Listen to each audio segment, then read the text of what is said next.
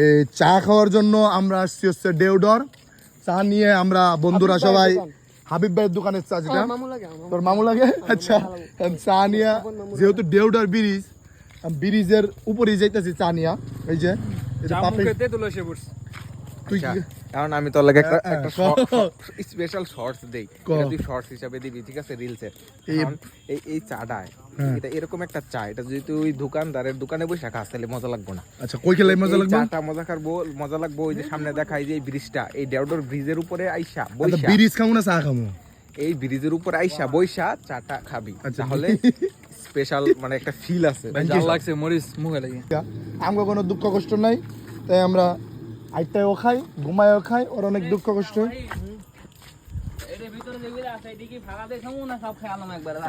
ও যে চা খাবে ও জানে না কেমনে খাইবো।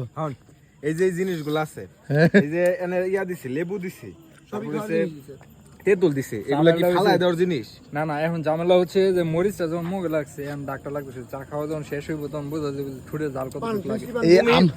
আমাদের এই বাচ্চাগুলো আবার সবাই অনার্স মাস্টার্স পাস করলো, আমি বলি সবাই শুদ্ধ বাংলায় বলতেছে। জাহিদের একটা স্পেশালিটি কি, তারে যত কম গরম চাই দেখ, প্রথম চুমুকেই তার জিবলা পুইরা লাগবো। এখন এই জায়গাতে কি করছে, প্রথম চুমুকেই হ্যাঁ মরিচে কামড় মারছে। ঠিক আছে, জোশ ভাই জোশ, সেই সেরা ভাই সেরা।